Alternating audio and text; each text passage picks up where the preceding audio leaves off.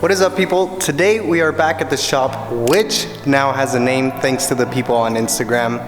There was a couple good suggestions like The Hangar, Angel Food Cave, a couple other ones, but the one that caught my attention and the one I thought was most fitting was The Stable. How much more fitting can it get? It houses our ponies. But anyway, in today's video, we're actually getting some work done. We're gonna start on the Mustang 2 suspension install, which will change the handling dramatically on this Mustang. But our first big task is removing the shock towers. There's a couple different ways that we can do this, which I will get into later in the video. But before we get started on removing the shock towers, we have to remove all the existing suspension components, spring, control arms, you name it. There is a ton of benefits with this type of kit, which I talked about in my previous video. One of them being the engine space that we're gonna have. I'm also gonna show you guys a pretty cool trick on removing your fenders. Just like that. This is the first time I had the fenders off, so this is my first look under here. And you can see how bad this fender apron really is. Anyway, now we have access to the things that we need to remove. We're gonna remove the spring, which is not a fun task, lower and upper control arms. So yeah, let's remove all of that and then we could get to cutting.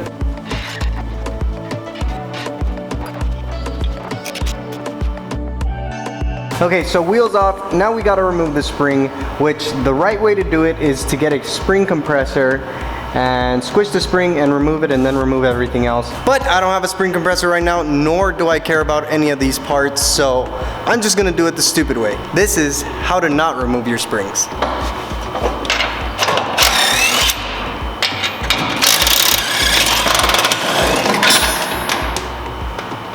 Voila!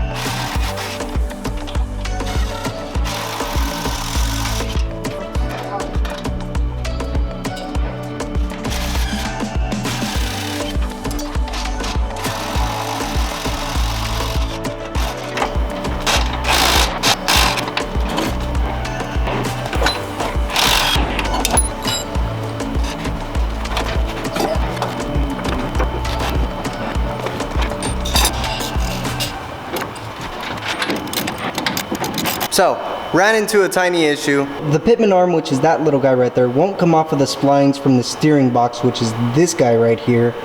So we're just gonna remove the whole steering box.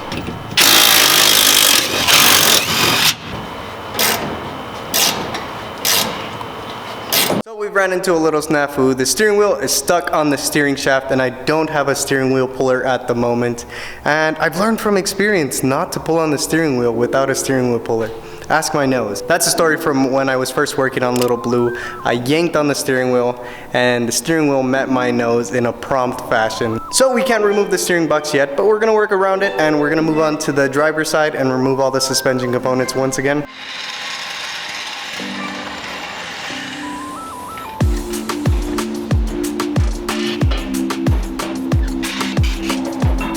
Okay, so once again, this is how not to remove coil springs.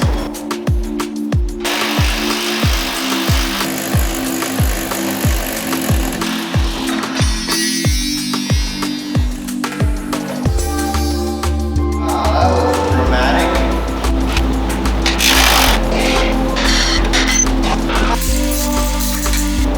And there she goes. Finally time to start cutting. Behind me I have the different options that are available to cut off the shock towers, and we're also going to talk about the pros and cons of each individual tool. So starting from left to right, we have the Sawzall, which is going to have the most aggressive cut out of all of them, but it also will be the fastest. Then we move on to the angle grinder with a cutoff wheel. This will deliver a clean cut and a decent speed. Then you have your drill, which you can use with a spot weld cutter, which will probably take the longest, but it will be the cleanest job out of all of them. Then we have the high-speed cutter, which will probably be the slowest of the cutting options, but it will deliver some super clean cuts as you can take your time and have good control over the cutoff wheel. What I'm choosing today is the angle grinder with a cutoff wheel because I feel like it's the most time efficient and it will deliver pretty clean results. So without further ado, let's get our PPE on and let's start cutting. Forgot to mention where exactly I'll be cutting. So if you look around the shock tower, you can see where the panels are bonded together with these spot welds. Taking a closer look, you can see the seam right here where the front fender apron connects to the shock tower. So we're gonna follow this line all around the shock tower. We're gonna be cutting from the outside because we have plenty of space out here to work with, and our line is gonna be roughly half an inch, quarter inch away from these holes. So we're just gonna roughly follow along these lines, and then we'll clean it up later after we're done.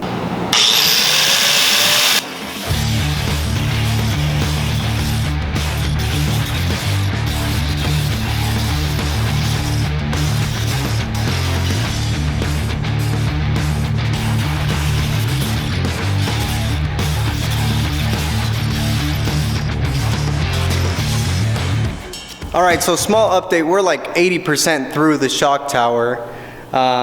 So let me just show you what we got. So you can see exactly where we've cut all around the shock tower, kind of on the edge where it folds over a bit, and we got it all the way around. You can see on the other side the cuts as well, all the way to the bottom right there. But the only thing that is holding us back is this structure right here, which holds the engine mounts. So we're just gonna cut straight through it because we don't need it anyway. So like I said, we're gonna cut that brace. I'm gonna do it through the inside of the engine bay just because I have more room over there. But hopefully that should be it.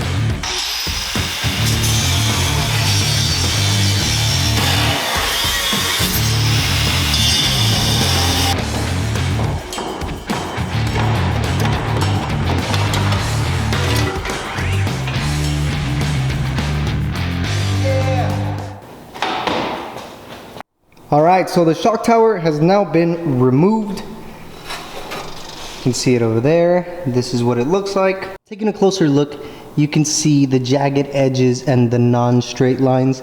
But again, we aren't going for perfection, as we can come back and clean this up a little better with like the high-speed cutter. You can see the remainder of the shock tower that we left down here. This we can still go ahead and cut it with the angle grinder, but something like this lower lip we're going to have to use something like the spot weld bit because we're not going to be able to cut this with the angle grinder. Another example of where we have to use a spot weld bit is down here. Like we could cut this with the angle grinder, but this flap that's pressed up against the frame rail, that's going to have to use the spot weld bit. So like I said, those jagged edges and those rough cuts are not so important because we could go in there still and clean them up. So this piece of metal right here, this lip is still part of the shock tower, and a lot of people will go in and remove all the spot welds to remove this extra piece. But since there's an entire piece that will cover this hole, I want to keep this excess material on there just for heatsink purposes, to prevent warpage and to prevent blow-throughs. It's so weird looking at it out of the car. It feels so weird to cut up this car in this way, as this is something I've never done before, but it's exciting. I'm having fun. It feels wrong, but yet so right. But we're gonna continue cutting around that lower portion of the shock tower, just as far as we can get where we will need a spot weld bit. We don't have one at the moment, so that's why we're gonna work up to that point and then move on to the other tower. I used 2 cutting wheels for that one shock tower, and just as an example, this is a brand new one and this is the used one. So you go through them pretty quick.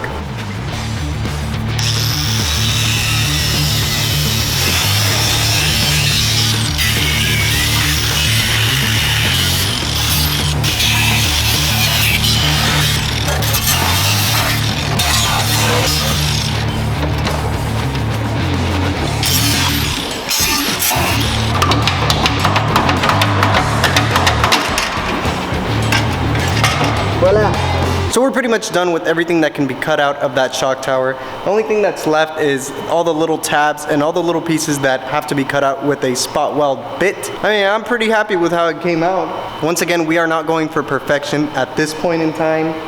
We could go in there later and fine-tune everything that we need to. One thing that I really wanted to point out to you guys is I'm not here to tell you that my way is the correct way of doing things. I'm not gonna tell you what's wrong and what's right, because everybody has different budgets, different tools, and different sets of experiences.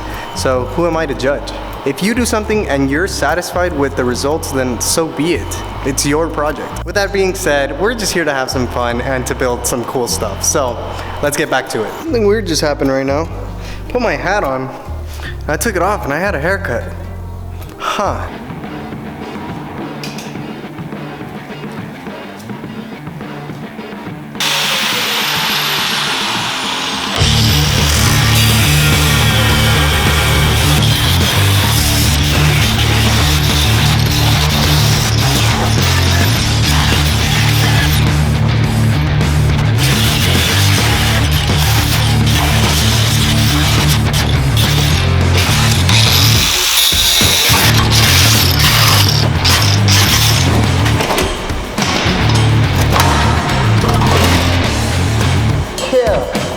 Alright, so the shock towers have now been removed.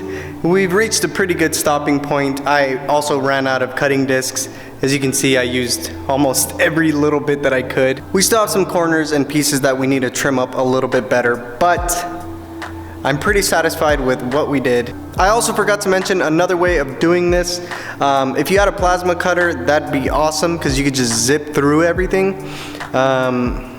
But if not, then just use what you got. You can see here everything we removed from number 3. All the suspension, brakes, sway bar, cross member, steering links, all that, bye-bye. All that ancient technology is gonna go straight to the trash unless one of you wants one of these pieces. The next step we gotta take is to clean up a bit of those jagged edges and pieces that we left on there in order to box the frame, which I believe that's what the next video will be. In order for us to get ready to mount that cross member and properly weld it in. I've said it a bunch of times and I'm not gonna get tired of saying it, but I'm having so much fun in this shop. It's just weird having a whole space to myself. I don't know. 15-year-old me riding around in Little Blue would not believe what we have going on here. When I got rid of Little Blue, I remember thinking I'm probably never gonna own another classic Mustang. But then Little Red came along, went through a 2-year restoration, and again I remember thinking I'm probably never gonna own another classic Mustang. Yet here we are. So I'm no longer gonna say that. If you're here to learn more about the Mustang 2 setup and how it is installed, then stick around. We got plenty more videos coming for you. But if you're here to watch number 3 get turned into a roadworthy, well-handling car, then I appreciate you so much. Thank you guys for hanging out. I'll see you guys on the next video.